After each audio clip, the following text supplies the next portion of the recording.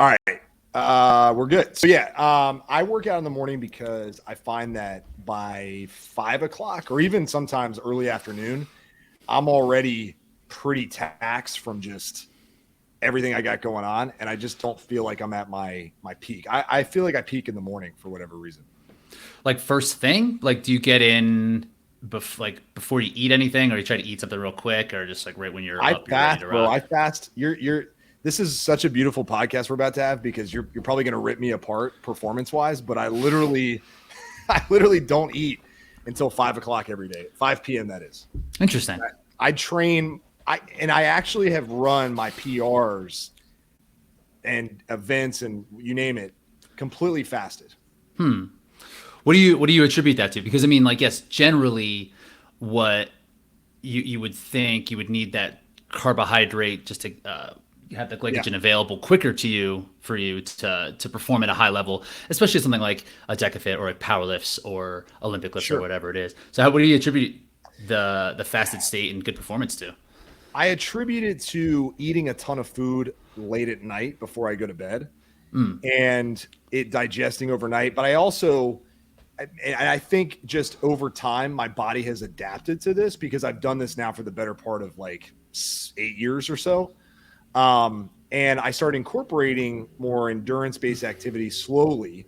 I was always a weightlifting guy, bodybuilding type of stuff, but then I started getting into performance stuff. And for whatever reason, I just feel better. So maybe it's a mental thing. And I would be curious. I'll tell you what, I'd be real curious to run a race at like, let's call it mid afternoon and eat something prior and see if it makes a difference in how I perform, right? Just because the adrenaline and all of that combined with maybe better fuel, I'd be curious. I'd be real curious. Well, if you're not like restricting carbohydrates in general, like you still should have them available Right. as That's in always terms been of my theory. stored. Like, yeah, you would imagine that's the case. It's not like you're necessarily trying to be ketogenic, right? Correct. I'm not doing long endurance type of races anyway. I mean, Hyrox and maybe like a super Spartan would be the longest, event that I would get into, right? So I think, and now I should preface this by saying I still take electrolytes or a pre-workout, some performance enhancing stuff before I train. So I'm technically not, just a water fast guy or like no caffeine or Right. whatever. I still take things, but yeah, food wise, all my food has been digested overnight. The glycogen should be topped off. I'm not restricting calories, right? So I think my body just has the fuel source and it's using it. Maybe, if I was a world-class person like yourself, I need to be optimizing things even better, but I feel good.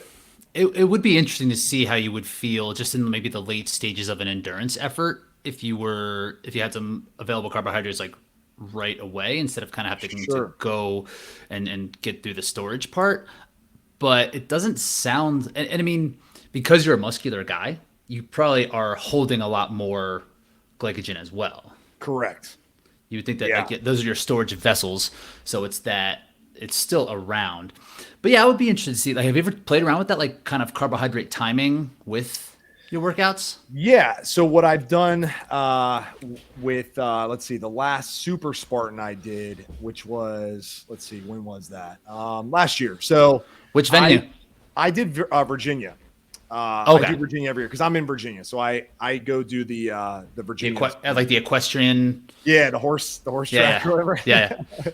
It was my first ever one that I did a long time ago, and I've just done it ever since. So I do that one, but I brought a gel pack with me in my pocket when I was running, and I took that at about mile, like right after I did the bucket carry. I took it, which was like 3 miles in, I think.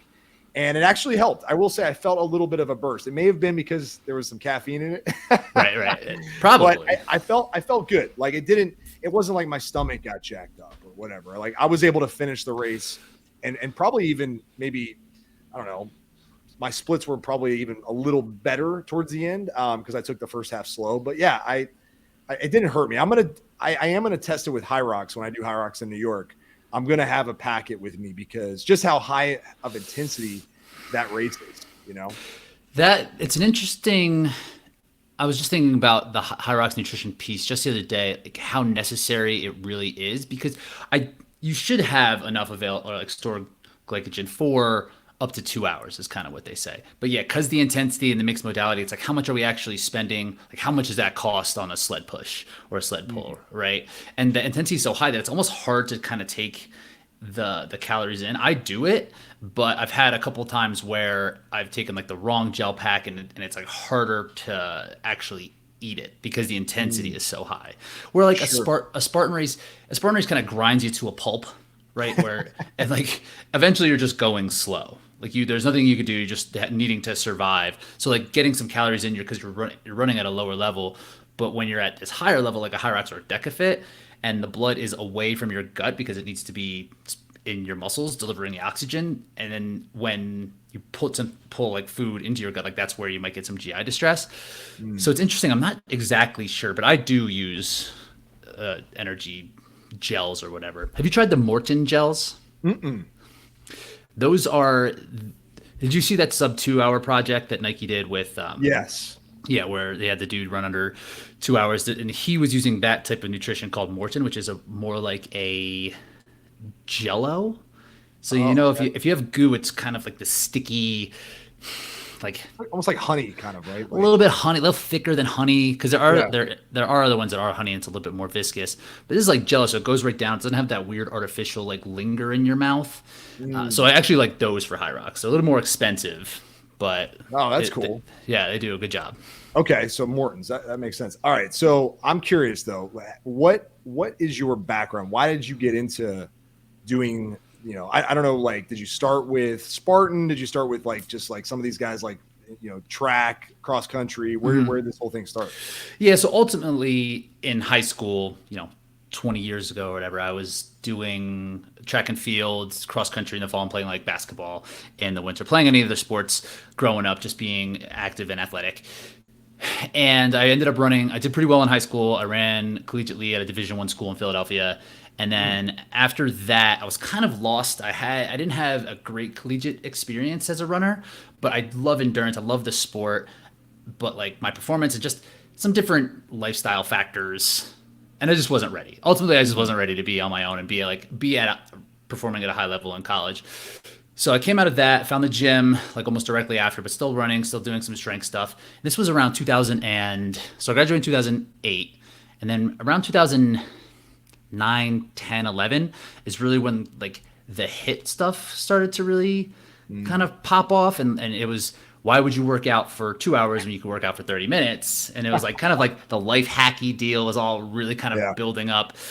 And shortly after I found CrossFit, right in 2000, right around that time, 2010, 2011. And there was kind of the same deal, but then it took the strength piece, mixed it with the endurance, and made it competitive. I was like, this is great. But I always still wanted to have that endurance aspect in me because I do love running, and that is just part of me, and it's always something that I want to kind of keep around. So when I was doing CrossFit, I was kind of resistant to putting on weight, and throughout the college, I did end up developing some weird relationship stuff with food, right?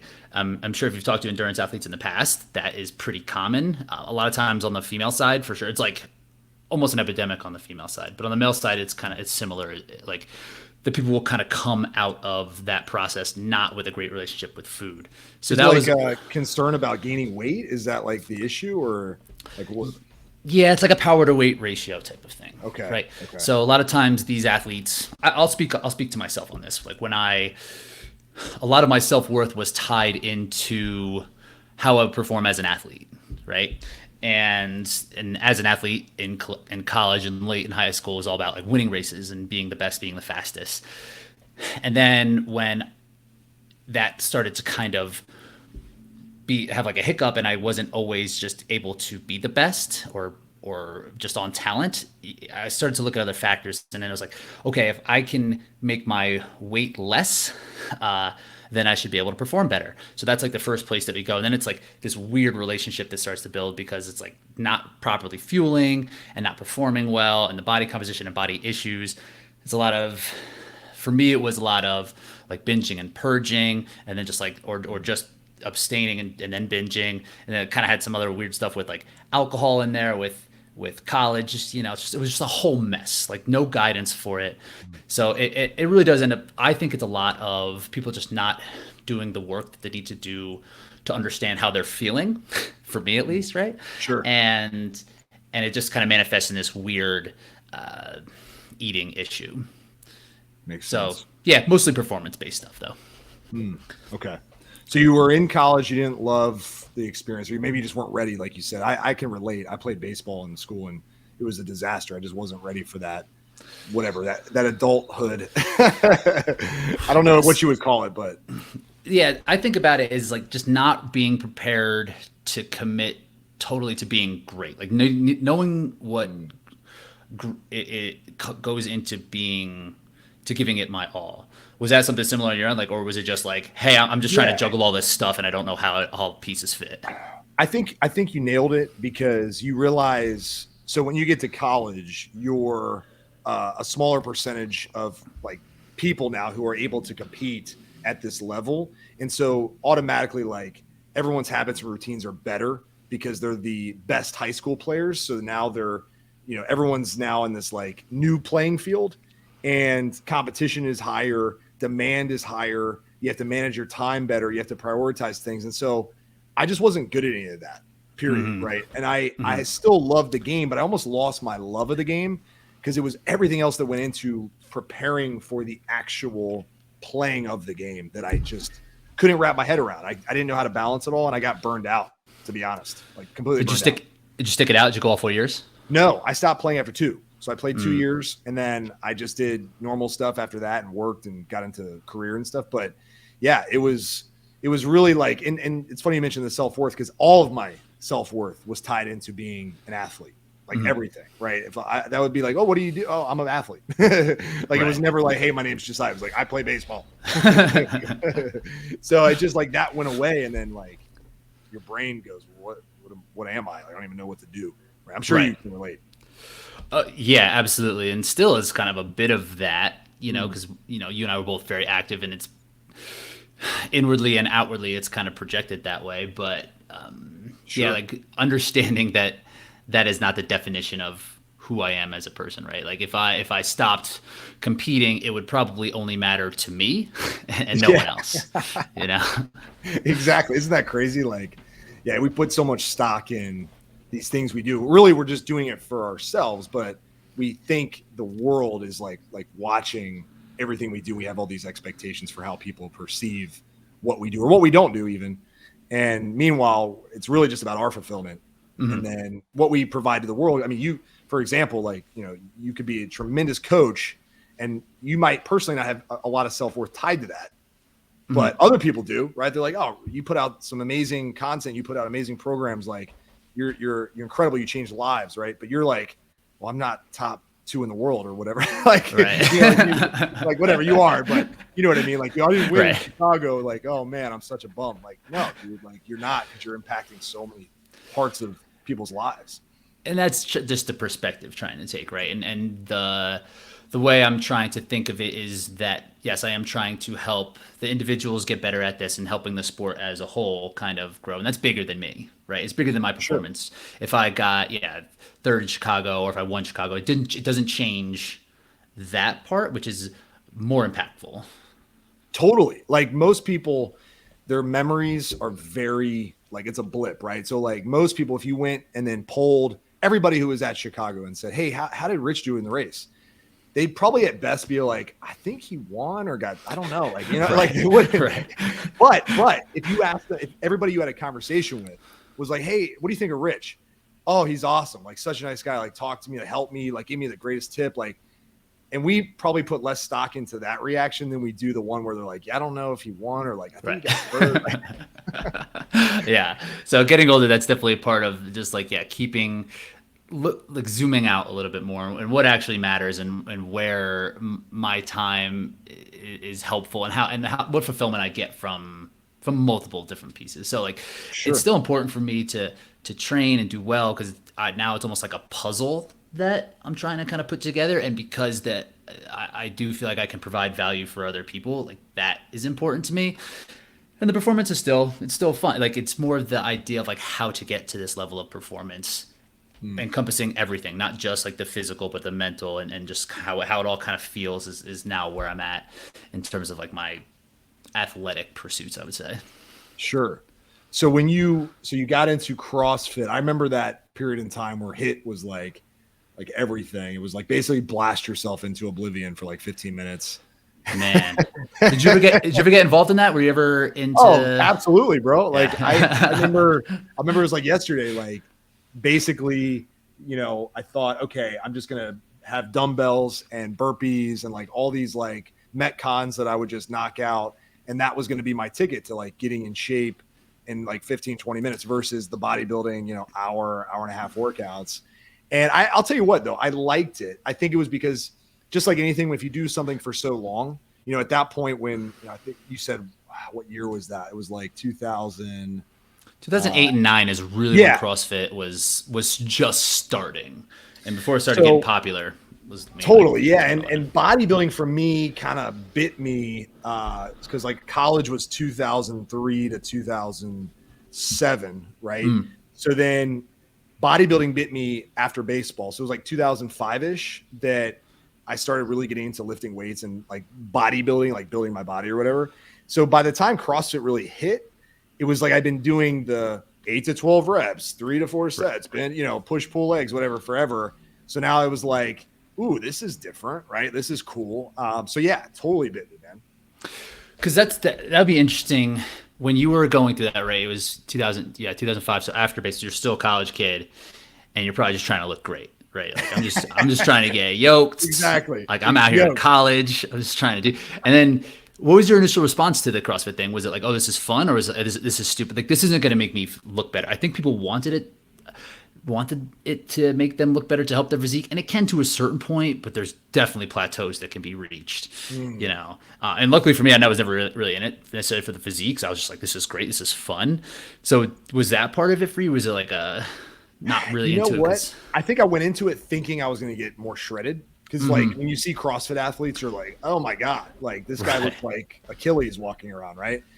But what you don't realize, or at least what I didn't realize at the time, was a lot of these guys do incorporate a lot of hypertrophy style work, right? So the physique gets built through different modalities and different, nutrition and all that. So I went into a thing, I'm gonna get shredded, but then what ended up making me like it a little bit was the competitive side, right? So being an athlete and being like, oh, I have a time to shoot for, or this is like pushing my endurance because it reminds me of doing wind sprints and like wanting to puke, right? Like this was. It like kind of fixed that itch that I had for competition. Which makes sense because like where you're at now, right? You're still kind of looking at pieces like how to be competitive with this fitness that you built. Exactly. Like you nailed it with the puzzle of like, so now I have no, like, I'm a realist. Like I know I'm probably never going to be the guy who gets to start with you guys and like, runs with you guys. I just don't think it would take many, many years of just dedicating myself to running to even be in the same breath. Right. But for me, it's like, okay, how do I get better? What are the pieces that I'm missing? Like you said, the puzzle, what pieces do I need to put for my next race? So that I go, wow, I beat my personal best by 15 seconds or 30 seconds or whatever. Right. That gets me amped up now. Like, it's like, I like to just be a part of the community. Like that energy is enough. I don't need to go win, but I need to like beat my previous best by piecing together the puzzle. Which is a healthier way to go about it than being like, I have to win or I'm a piece of shit. There are people that I run against, like people on my team who are very competitive. So we do have that like internal competition with the fellas on my team, like that we work together and stuff like that. And it's a healthy level of competition. It's not like I'm going to beat your ass and you suck. Right. It's like, dude, I want to push you so you get your personal best and I get my personal best. And like we go have a beer afterwards and like it's fun. Right. And yeah, there's a little bit of like, damn, I wish I would have won, but only for like 5 minutes. And then it's like on to whatever's next. Right. So yeah, I think it's a much healthier. I mean, we're getting older, dude. Like, right. I don't want to hurt myself. That's a win. Seriously. And like, there's only so like, and where you're right, like in terms of where you're coming from, you're gonna need a lot of aerobic work. And those are quick gains maybe up front, just because you're kind of getting used to the like perceived exertion and how that kind of feels. But to build those pathways, it's just going to take time and time and time to like just slow, not that fun stuff. So when did you get into the like hybrid stuff? I guess we could throw Spartan in there as like a hybrid because it's technically a hybrid. Yeah, that was kind of where it started. So the first race that I ever that came onto my radar was this Men's Health ad because I loved Men's Health big time back in the day. Me too. And Yeah. and The guys those on the race, cover were like my idols, man. I was like, oh my God, I want to look like that. and then I read the content. It was always the same, and I'm always like, all right. I did it for like 3 years. It was always the same stuff over and over. But then there was an ad in that magazine called the Urban Athlon that was taking place in New York City and Chicago, and it was basically an obstacle course race, but on streets. So you're jumping over cars, and I don't know, probably picking up like cinder blocks. I don't really know. I never got to it because I was like just out of college and broke and couldn't really do anything. But I saw that there was this path where I could kind of be a combination of both, right? Like I understood what it took to do well in running, and I wasn't necessarily interested in just dedicating everything toward running 80, 90, 100 miles a week and grinding, just like always kind of feeling terrible and just for like this one race here or there that's just like a single modality. So then shortly after that, I guess I found Spartan somehow, and I did my first Spartan race in 2013 while I was doing CrossFit still. It was a stadium race in Philadelphia at Citizens Bank Park, and it went like fairly well. I was like top 10, missed a couple obstacles, it was fine. And then I then didn't really come back to Spartan until 2016, and that's when I really started to kind of commit to it because I was still kind of doing the CrossFit thing, but like I said before, I wasn't really committed totally to that because it wasn't exactly where I want. It didn't have my heart. And then Spartan Races was sort of similar. It took me a little bit of time to get there, and it's not the exact mix of things that I was looking for, but it was closer, right? Sure. And then so I did that. I did Spartan Race from 2016 to 2000. I still do it a little bit. Whatever. I was on the pro team in 2020 and 2021. And then that's kind of when I first saw the hybrid stuff, like the Deka Fit and the Hyrox. That first Hyrox race that I really even saw was in 2019, I think, 2020. Yep. And that was it. I was like, okay, like this is coming at the twilight of my athletic career, but at least it's here, And I still have these pieces. I still have the time and the dedication, and like the willingness to put myself toward it. So like this is the thing. So yeah, 2021 was my first Deka Fit in West Palm, and that was in May. So that was my first real time. But I've kind of been training that way for a decade at that point. Sure. Just because that's the way I like to do it. Yeah. No, I was kind of surprised that it took as long as it did for these type of events to like take off. Like I almost thought those would have been the first kind of events created because CrossFit was so big. And CrossFit, you're doing you're doing like you're doing cleans and hang cleans, and then you're doing, kipping pull-ups, and then you're doing like just crazy stuff. That, a lot like, of skill work. Yeah. Skill work. Yeah. Yeah. It's like almost like if I was like, hey, let's go do an NFL combine for time. Like people are like, holy shit, no, I can't do that. But then if like CrossFit for some reason had like people thinking they could just walk in and do, snatches and shit. Right. Which is, some people can learn quickly, but competitively it's hard to get into. Like it takes time. Mm-hmm. So, but I was like, man, like it would have made more sense. I mean, Spartan was taking off because I think it gave people a challenge that they could see themselves doing, or at least see themselves crossing the finish line. But I'm like, Hyrox and Deka were like so much more accessible, at least in my head. I was like, I could see so many, people going from couch to Deka Fit and like just having a great time. Like it's hard, but like they're having a great time doing it, not getting hurt.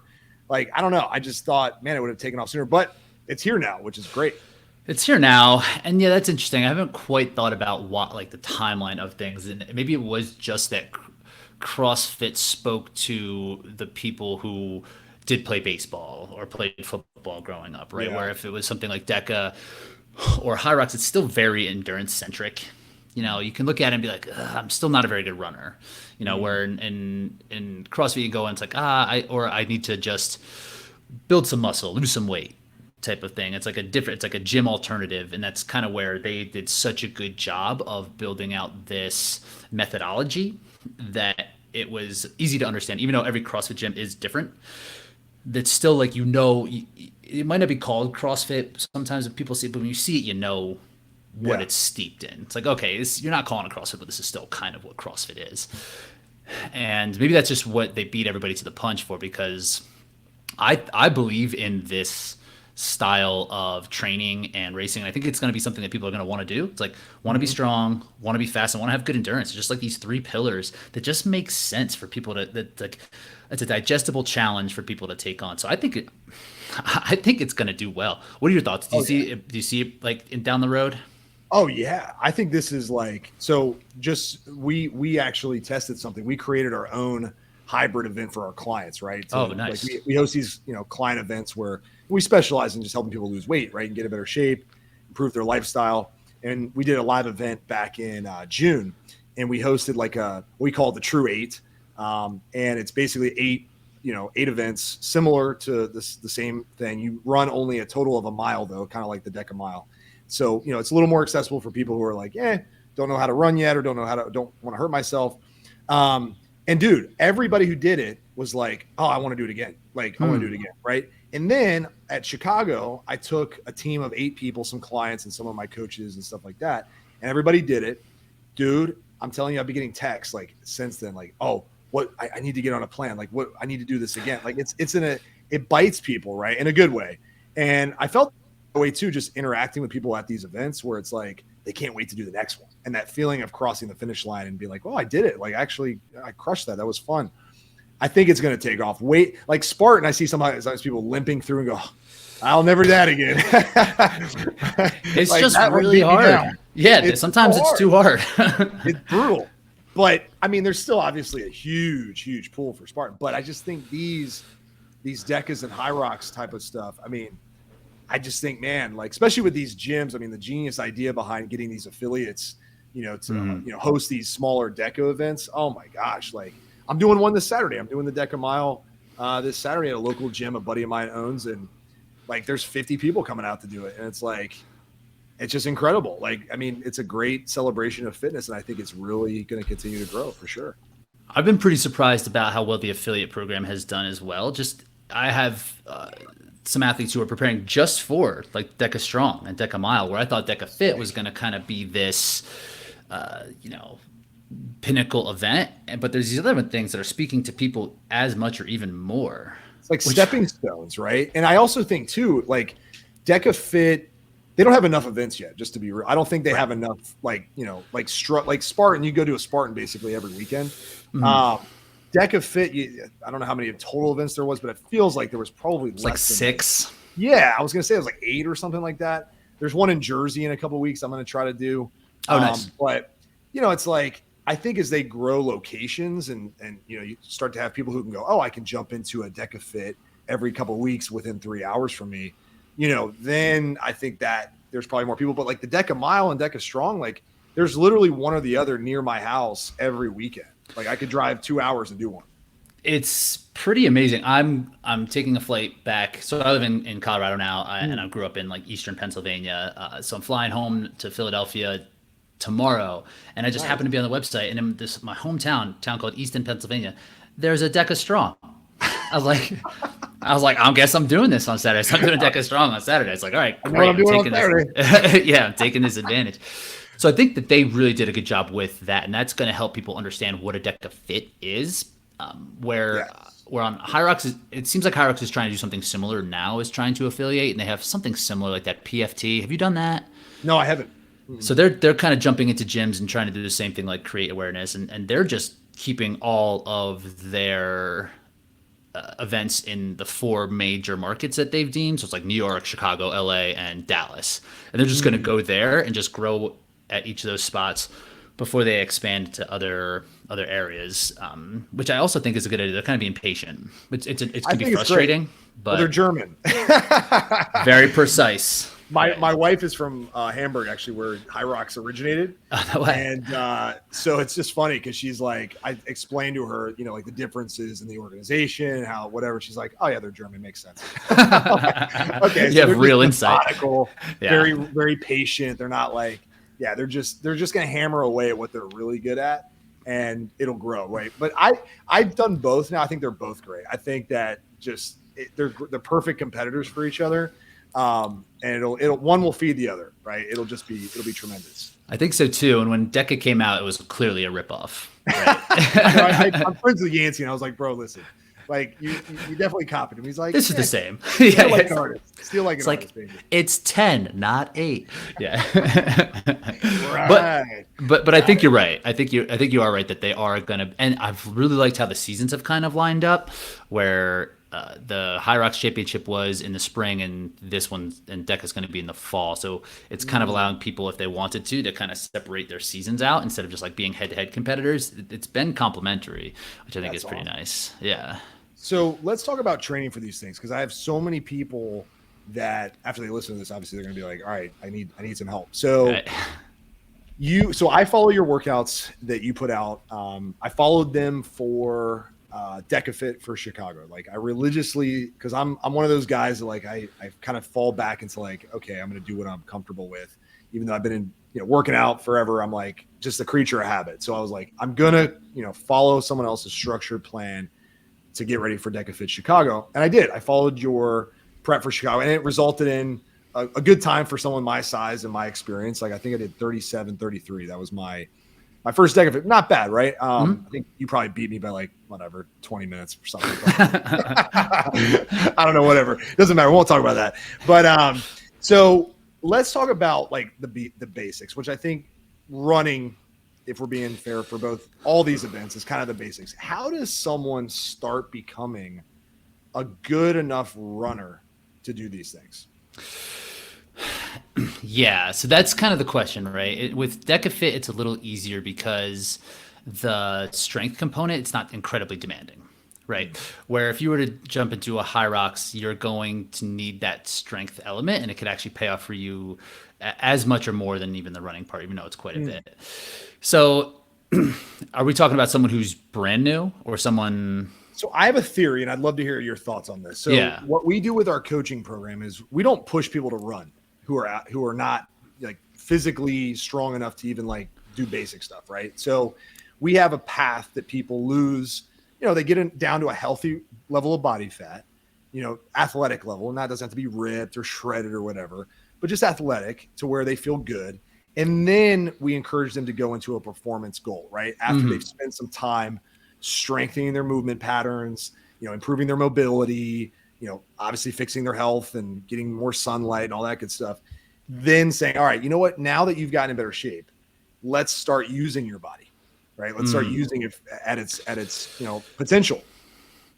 So yes, I don't necessarily recommend running for a fat loss tool. It's a little bit too destructive, and it can be pretty frustrating for people that are just kind of coming into it in terms of like just the demands on your body. So if you're starting off, like, making sure that you have just like the fundamentals down in terms of just movement and just skill, and just maybe focusing a little bit more on like the running form piece. Cause the easiest thing in the world is just to go out and just run how you did in like gym class, right? You put on your shoes, go out and just do the thing and see how it feels. But like taking some time to focus on like your running form the same way that you would do your squat form, right? When you're first learning your squat, the first thing you got to do is learn how to hip hinge. When you're running, the first thing you should really kind of look for is how you approaching the ground. Like where is your body? How is it advantageous? Where is your foot in accordance to like your hips? Where is it going to be more powerful? Making sure that you're not overstriding and using the mechanics of your body to your advantage, which is something that's a little bit overlooked because it's easy just to go out and do it, right? There's not a high level of what people would perceive as skill for running, but taking just a little bit of time to think about it. You don't have to overthink it, but just doing a little bit of research on what proper running mechanics might be like, and then just kind of putting that into practice. And that actually ends up being much more of a mindfulness practice than a physical practice, because like, where's my foot? How's my breathing? Where am I breathing my chest or my diaphragm? Like, where am I feeling pain? Where am I feeling discomfort? And why can you attribute that to that? So I think that's a really good place to start if we're talking about just the fundamentals, is taking like a little bit of time to think about like running patterns. Are you more of and we won't have to nerd out too much on running form. I tore my bicep. This is like a crazy story, but I tore my bicep back in 2019 doing a Spartan race in Austin. And I was just being an idiot. I knew I did a ring. I was trying to one arm swing a ring. 200 at the time. I was 230, way too big to be doing that. Bent arm. Well, I tried to bend my arm at mid swing, which, when you put a lot of tension on that tendon rapidly, that's where the snap happens, right? Did it roll up? Surgery. Yeah, oh yeah. I had a nice baseball next to my shoulder. It was awful.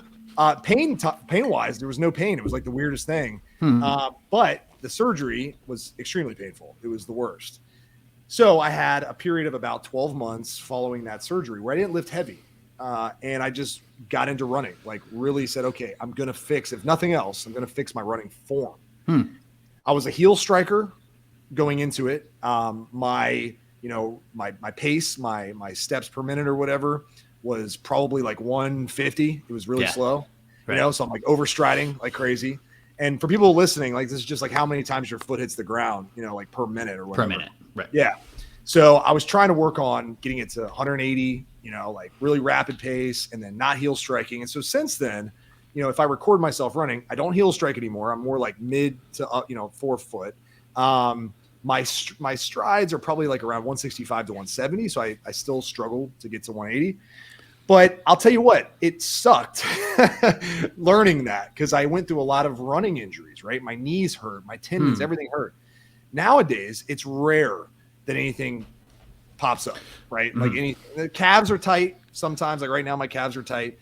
But overall, it prevented me from like having these aches and pains. So I would agree with you. I think running form is, but I'm curious to know, what do you think, like if someone's just looking for low hanging fruit with running form, what are like is it the strides per minute? Like is it overstriding or is it like where your foot hits? What do you think?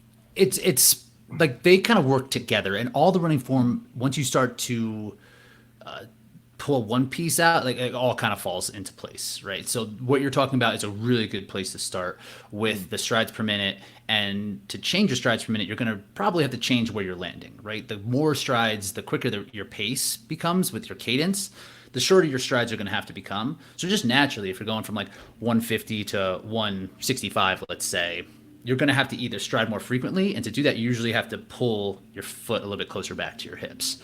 The number 180 is a little arbitrary. Like it just kind of one that it kind of fits nicely. And the way that we kind of came up with that was, I think it was Jack Daniels, the running coach who was a pentathlete, was watching like an Olympic 5K or 10K or something like that, and noticed that the cadence on pretty much every one of the runners was about the same. And then when they would go faster, it would just like increase their hip angle and they would go a little bit further, but they wouldn't necessarily go that much faster. But the problem with that anecdote is that everybody in like an Olympic 10K is 5'9", 135. Right. So everybody's like body mechanics are kind of the same. Right. So it's not necessarily this like cure all for someone like you or I, who might be a little bit on the bigger. How tall are you? Like 6'1"? 6'1", yeah.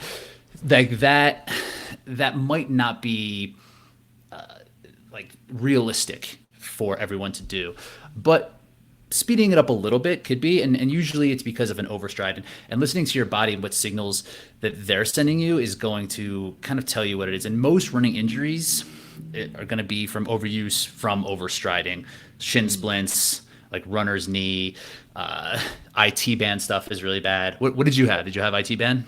I had runner's knee. That was like the biggest thing. I just couldn't shake the knee issue. Like it would literally, tighten up. Like I'd basically be able to time it. I'd be like, all right, I'm going to go out for a 2-mile run, and a mile in, it's going to tighten up. Right. And it did. And it was very frustrating. So I started doing cross train. I do the bike, right. I do a lot of like road biking because I couldn't train lifting wise with my biceps. So, but then I hired Yancey. That's how I met Yancey. Oh, nice. I went down to one of his camps. It was like 2 hours from me back then. And, he just sat with me for like, we worked together for like 30 minutes, and he was like, you're going to do, he called it the A drill, B drill, C drill. You're going to do a sled drag, and like all this stuff. And I just said, all right, I'm going all in because I can't lift. And I just worked on it for a solid 6 months and got a lot better. My injuries went away and I felt more comfortable running. And I love your experience from it, because you already said like that you're not quite at 180, but you're still, you are accomplishing the goal that you set out to do. Like you're going to be a more efficient runner. You're not going to be injured. And that's a big part of it. Like the pain is one of the bigger limiters for an athlete to advance, because they just don't want to do it, or just like hurts, or you have to take some time off to help your body heal. But if you can be efficient, there's really like the ceiling is really high for the amount of work that you can put in. Oh yeah. So I'm still trying to figure that out though. I'm trying to figure out how to scale up my running efficiently. Because I get to a point where I'm running, let's call it 12 miles a week or something. It's low. But it's like, 3 to 4 sessions of like 3 to 4 miles. And I'm doing that without any pain. Then I have a day where I'm like, okay, I'm going to go to 5 miles this time. And then I'm like, shit, like I'm a little sore and like my next run's not as great. And it's just like figuring out what my body can handle is still a chess game for me. So there's this rule of thumb, like the 10% rule. Have you heard of this for running? Like not increasing your volume by more than 10%. By more than 10%. And that's a pretty safe place to be if you want to build up for a specific event like a half marathon or a marathon or something like that. Or if like you're dead set on increasing your volume, like 10% is a pretty easy kind of way to go on that. But for something like DecaFit, you can increase your capacity to do work on the machines. So it doesn't necessarily have to be specifically toward running, because when you're working in that aerobic and like anaerobic threshold type of area, you can build like global endurance on several different implements. So that's what's kind of nice about this, but this is also where the puzzle kind of comes in, right? It's like how much running the event is half running. So like, should I focus all my time there, or like how much rowing and skiing and where to kind of build that out? Like, how does that all kind of fit into place? Sure. Like I was wondering too about like Hyrox. So I did a Hyrox in New York earlier this year, and it was a wake up call because I had done Deca's mile, Deca strong, and I was like, oh yeah, I can handle the ski, I can handle the rower. It's double the distance, but I can handle it, right? I'm really efficient on those machines. Then I did the sled at Hyrox, and I was like, I thought I was strong, and I am pretty strong, but running. And then, doing the ski, running again, then getting to that damn sled. I felt like I was pushing 800 pounds, dude. How long did it take you? Ooh, I don't know my split because I did a team event with my buddy who's a good runner. But just so you know how it went, he's a great runner. I'm a stronger lifter. So we were going to share each station. And that worked great with the ski. We got to the sled. I did the first, length of the field or whatever. He got on. He said, "I can't do this." Can't do it. So I pushed the whole thing. That was, by the way, that was the race there. He was probably going to listen to this show, and I love him to death. He's awesome. But that was the race. Like we literally were in third place going into that station. I was like, "We're done. It's over. It's a wrap." I can no longer run. You can't do any of the strength stuff. It's funny because the team dynamic, it seems like that would make sense, but it's almost like you're almost better off kind of having two people that are closer to each other. Because on the run, like he can't run, it's not like a relay, Right. So like you gas yourself on the sled and you'll be like, and this is his strength in the run, and he has to kind of like wait for you. It took at least 3 more runs for me to get my win back. Like to start, because for me, like when you do Deca, I know I've gotten to the point now where the runs are where I recover. It's like where I'm like, oh man, I feel good. Like going into the next station, I'm like, okay, I got my breath back now, right? I couldn't get my breath back in Hyrox. I was like, I can't get my breath back after that sled. It was so bad. I got burned. But I'm not going to do that this time. I learned my lesson. Yeah, there's a couple of things that's like pacing it on there, or just like being like prepared for the muscular endurance part. Like if you think about it, the sled push in Hyrox is going to take anybody from like 3 to like 6 minutes or something like that. If you do a back squat set for like, say you're doing 60% of your 1 rep max, and you do it for 3.5 minutes, that's going to be like 40 reps. Oh my gosh. It's like 35, 40 reps. And imagine how you're going to feel after that. So it's kind of similar. You had me do that yesterday. How'd that go? That was awesome. Squat and bench are my 2 strongest things. So it felt great. I love that superset, by the way, especially they're both like, pushing movements, but different parts of the body. But yeah, I love that. And I could immediately, it's so funny you brought this up because I was like, why does he have this program like this? But then I was like, okay, because it's the muscular endurance factor where I'm going to need my legs. I'm going to need my pushing muscles at the same time. So we're super saying, made perfect sense. I was like, this is such good programming. Appreciate that. And that's the thing, like trying to figure out and like the muscular endurance and how much work that needs to be done. Like you're not necessarily going to get that from running. Right. And that's the same thing with the rower or the skier. Like you may be the best runner that you come to that, but the muscular endurance that you have in like your hips and core or like your quads for the row, that's going to kind of burn you out a little bit. And it's going to take a lot away from your run. So being able to do both of the elements that you need to do, or all the elements, and having the endurance and like your musculature and just being able to understand like where your threshold is on all of them. It's important to do those things like 20 rep back squats, Sure. and just to see how you're feeling and what that is going to kind of feel like after. So for running, because I know a lot of people, this is like where their issue lies, right? One of the things that I noticed has helped me is really forcing myself to run slower, right? Like, and not so much slower, like pace wise, but like not push myself to, an intense run, right? My rule of thumb, because I don't always wear a heart rate tracker, like my Garmin will tell me what my heart rate is, but I always think it's like off by a little bit, right? On the wrist, it's not great. Yeah. So I do have the chest strap, but I'm just OCD. So like it bothers me when I run. So when I'm running, I typically just try to have a conversation with myself, right? Like I'm just talking. Like it's funny enough, I'll do like a live video with my team, like while I'm running, Nice. Just so I can literally make sure that I'm talking while I run. Is that like, so in terms of easy runs, I would say the way you program, at least it seems like about 80% of them are relatively easy runs where you're just able to have a conversation while you run. And then there's like 10 to 20% of the stuff that's like pretty high intense stuff. Yeah, and that's a good way to do it, like the talk test. And another way that you could do that is by nasal breathing, is just making sure that you're breathing in through your nose. So you're a real psychopath. if you want to check in, have you ever tried that? Yes. No, I was, the funniest story is I tried it. And then one of my buddies who's into running, I said, hey man, you know what? I think I figured this whole thing out, because it sucked for me. I was like, this is so like hard. And I said, hey, what you got to do is you got to like nasal breathe, it's like literally like try to tape your mouth or something and go run. He was like, okay, I'm going to try it. He messaged me like, you're not a very good friend. Like that was really rough, man. Like, what is your problem? I was like, yeah, I know, dude. Like it'll wake you up quick. You're like, whoa, I got to slow down. Yeah, for sure. I almost need to do those in intervals, right? When you start doing like do a minute of nasal breathing, see what happens to your pace, minute of regular breathing. But it's just like a good check-in. Like, how am I feeling? Because you can get excited and you can kind of get in a rhythm, and you can still be below your like anaerobic threshold, which is like really where you're going to start to feel that like sensation to slow down. You can be running too fast and still under that. And a lot of it has to do with just like the musculature of the damage that you're going to take on. And that's why you want to do a lot of supplemental easy running, and also building those aerobic pathways really are going to help with the harder efforts down the road.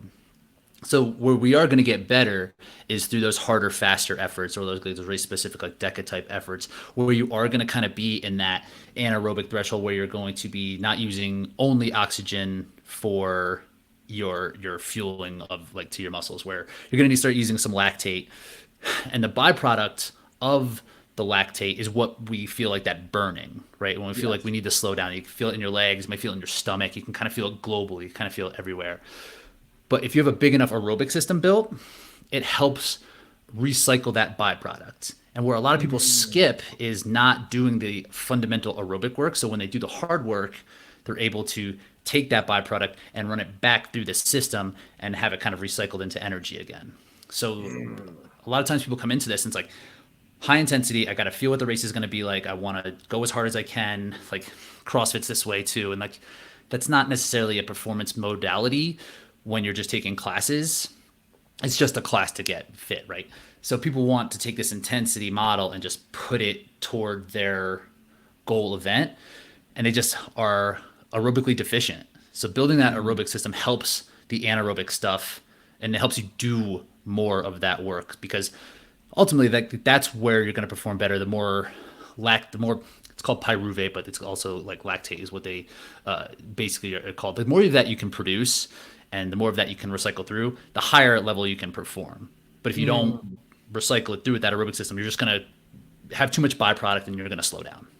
So it's okay to so when you program, and I'm speaking based off what I've used in your program, when you program these higher intensity, more like event, similar to the event type of workouts, right? Where it's like for example, the one that I wanted to curse you out was where I think I had to do like a run and then the bike, then a run again, and a bike. And then it was like I had to do each of the machines like twice, like the ski twice. And it was like, oh my God, like I'm gonna die. But that is the workout where you are trying to get better at the performance. The slow stuff is so that when I'm working on getting better, my body is more efficient at turning things over and getting me the energy that I need, right? So it's just the machine almost gets like, it's almost like a row machine. I'm cleaning the row machine, the chain, making sure it's nice and it works perfect in my slow runs so that when I do hit it hard, I can pump that thing, right? I'm performing better. So it's good to go all in, like, or whatever, pace yourself a little faster on the hard stuff, but just don't make the hard stuff all the time. Make the lion's share of your workouts more of the aerobic stuff, the easier stuff. You're going to miss a lot of the benefits of the hard work if you're not doing the easy work. And like an analogy I like to use for that is if you had like an assembly line in a factory, right? And you want to increase production. And the first thing you try to do is just speed up the conveyor belt, right? Eventually the employees that you have on the assembly line won't be able to keep up with the work and things will back up. You have to slow things down again. That's essentially if you're just doing hard work. But if you do the aerobic work, that's like hiring more employees.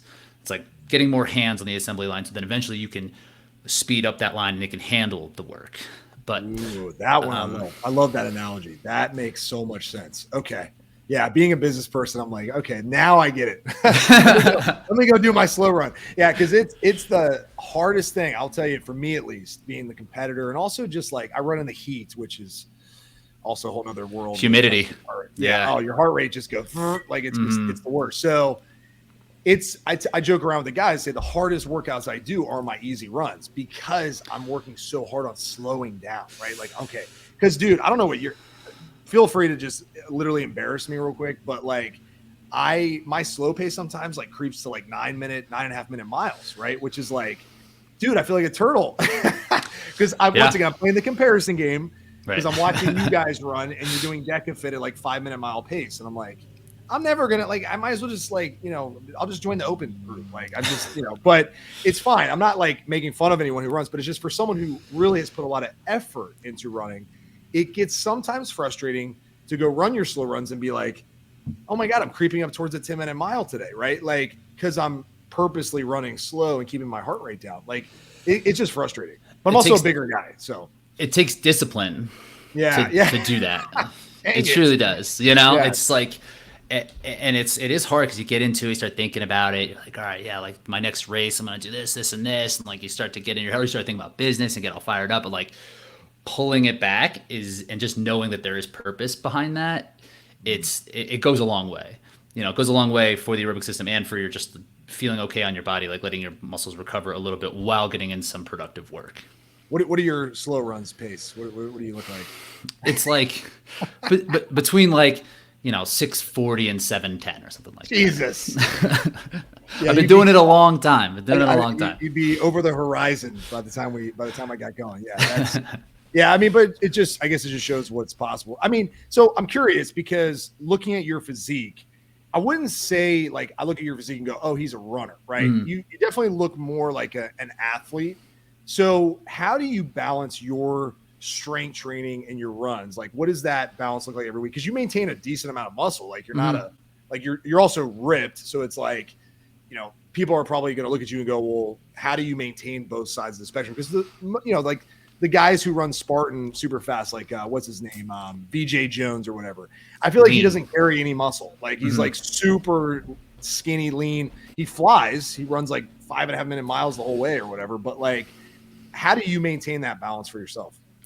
So this is definitely something I've had to put a lot of thought into after my first Hyrox experience, where some of you like the sled killed me and I wasn't able to access my running ability, which is my strength, because of how much the station work was taken out of me. And the best way I feel like I could combat that is by getting bigger and stronger, right? So going out of my way to kind of ditch the runner physique and even being more lean, like a VJ Jones, like a Ryan Atkins kind of very lean type of body, and be like, I need to then put on this muscle. So I feel like 2 strength days a week is enough for me to continue to to actually put on muscle. And I'd be interested to have this conversation with you because you're dialed in on the nutrition side of things. I've found a lot of success in really dialing in where my nutrition needs to be in terms of my caloric input, and doing that, it's like a mass gaining phase, right? It is eating a ton, and I think it's possible. I mean, I'm doing it to run and do a lot of endurance work and put on muscle through having a dialed in diet. So I think that's the one thing that I've been able to do that I think a lot of people will overlook. They'll probably just be like, all right, well, I need to do hypertrophy training 4 to 5 days a week in the gym to get bigger. But then you're just missing out on all of the aerobic work that is really the crux of the event and of like your fitness. So trying to meet those nutrition demands, man. What do you take in calorie wise on average? So it depends on what my work is looking like that day.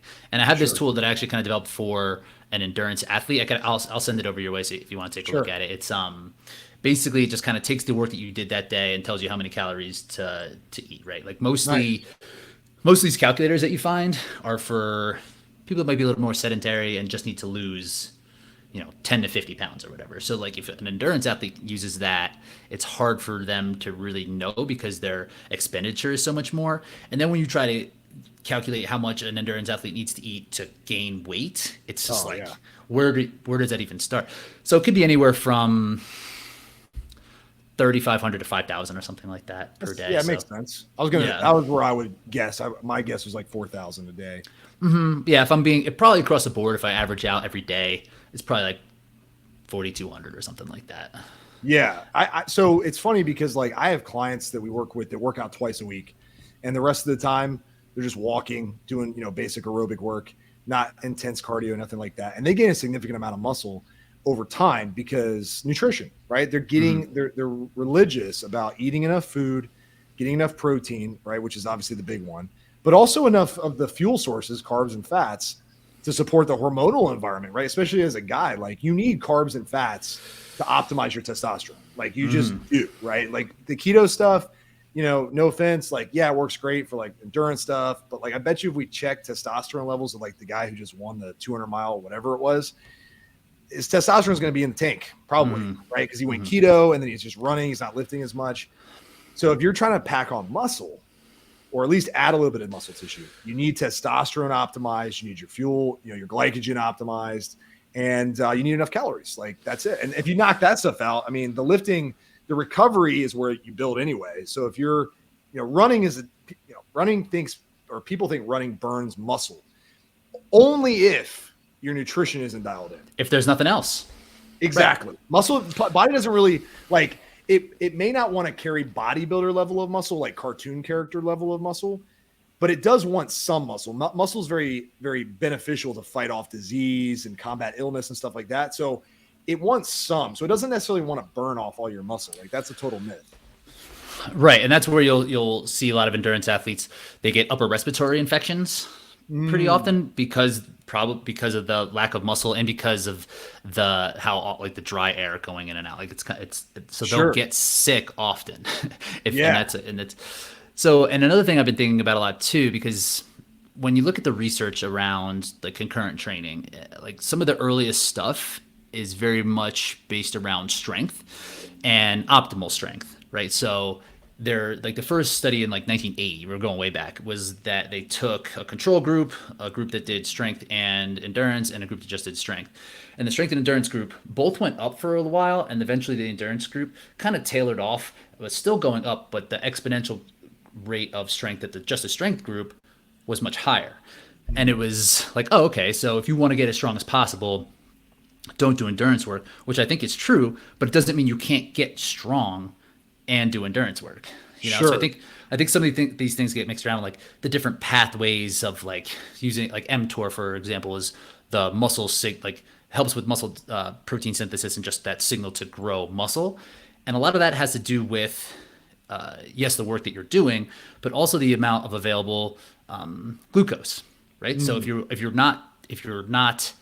running low on that, it's probably going to inhibit that muscle building signal. But if you're eating enough and keeping your nutrition up, like it should still be available for you. Totally. So it's trying to figure out, and it's not necessarily steeped in science yet, but trying to see where that goes. But that's my theory. If you're eating enough and you're doing 2 to 3 strength training sessions and doing it in a way that is supposed to build muscle, kind of having some sort of progression, going into hypertrophy phasing, coming out of it into doing some regular maximum strength building progressions, like it should work. Totally.